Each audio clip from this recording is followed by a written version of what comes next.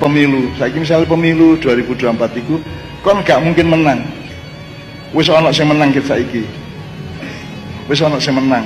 Karena Indonesia dikuasai oleh Fir'aun yang namanya Jokowi, oleh Korun yang namanya Antoni Salim dan 10 naga, gak 9, 10 saya kira. Terus Haman yang namanya Luhut. Nah, ya. Jadi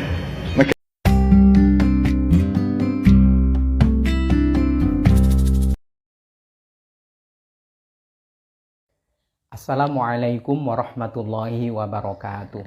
Bismillah, walhamdulillah, thumma salatu wassalamu ala rasulillah, habibina wa qudwatina Muhammad ibn Abdillah, wa ala alihi wa ashabihi wa mawala, wa man tabi'alah ila yaumil qiyamah.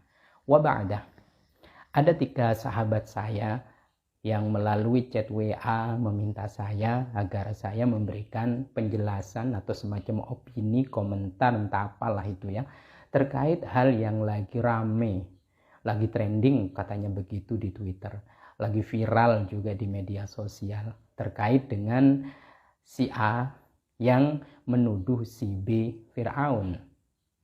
Si A ini tokoh, nah menuduh si B Fir'aun gitu. Juga dengan kelengkapannya, bahkan disebut ada korunnya, di situ disebut ada Hamannya, begitu kira-kira. Lalu kemudian saya mencoba untuk melihat beberapa video. Oh ya, memang betul begitu. Nah, saya ingin menjelaskan tentang bagaimana jika seseorang menuduh orang lain Fir'aun. Sebut saja tadi si A menuduh si B Fir'aun. Apa konsekuensinya? Untuk yang dituduh, pertama adalah Fir'aun. Di sini orang yang dituduh Fir'aun. Yuk kita lihat siapa Fir'aun. 3 kejahatan besar Fir'aun yang diabadikan di dalam Al-Quran. Yang pertama, ketika dia memerintahkan semua punggawanya untuk merazia dan mensweeping di tahun itu, jika ada bayi laki-laki lahir, kudu dibunuh. Karena 1 di antara sekian bayi yang terlahir di tahun itu dianggap sesuai dengan analisis dari beberapa penasehatnya akan menumbangkan dia dari kerajaannya. Maka pada saat itu tidak ada yang selamat kecuali 1 bayi yang dihanyutkan di 1 sungai lalu kemudian masuk ke kolam pemandian kerajaan si Fir'aun. Tentunya kita tahu siapa dia. Yang kedua, ketika dia memaksa 2 wanita suci, 2 wanita mulia untuk menyembahnya, yaitu Asiyah, semoga Allah meridhoinya, dan Masitoh, semoga Allah meridhoinya. Amin, Allahumma amin. Yang makam keduanya wangi hingga saat ini, konon begitu. Ketika keduanya menolak untuk menyembah Fir'aun, maka disiksa dan dieksekusi, meregang nyawa di tangan Fir'aun, kedua wanita mulia itu. Dan puncak kejahatan Fir'aun adalah ketika dia mentasbihkan diri, mengkampanyekan diri sebagai pesaing Allah, kompetitor Allah Subhanahu wa ta'ala dalam menjadi Tuhan. Ya, kita lihat, adakah 3 dosa besar ini pada orang yang dituduh? Yang dituduh Fir'aun maksud saya. Kalau tidak ada kejahatan 3 besar ini, kayaknya nggak pantas disebut Fir'aun. Kalau sekedar bangun-membangun, tentu bukan hanya Fir'aun. Kemudian yang kedua, bagaimana terkait orang yang menuduh? Orang yang menuduh, pertama berarti dia memposisikan diri sebagai Musa kekinian. Kalau yang dituduh itu dianggap Fir'aun kekinian, berarti beliau atau dia menganggap dirinya adalah Musa kekinian. Konsekuensinya apa? Konsekuensinya adalah kalau dia tidak menyatakan dirinya Nabi setelah Nabi Muhammad, mudah-mudahan tidak sampai seperti itu. Kalau terjadi seperti itu ya fatal lah. Ya berarti dia sekedar menuduh tuduhan kosong saja.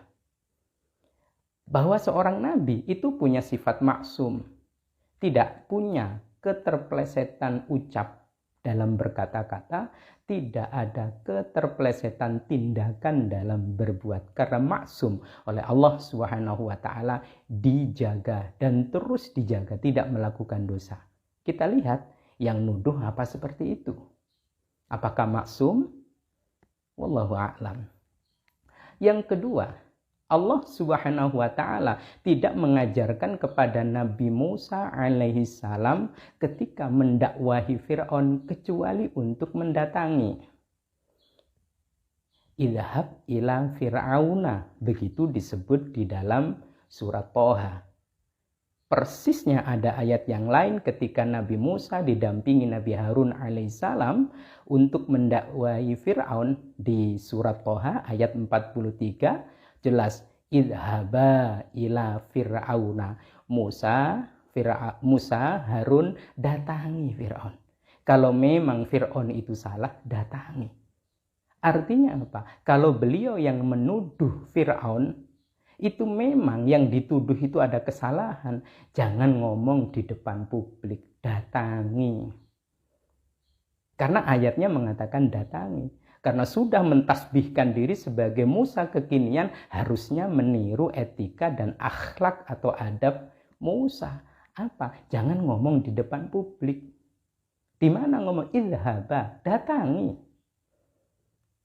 Didatangi, lalu kemudian bagaimana? Yang ketiga, bicaranya pun diatur. Faqula lahu qawlan layyinan. Begitu datang di hadapan Fir'aun, Musa dan Harun, ngomonglah, bicaralah dengan kata-kata dan kalimat yang lembut.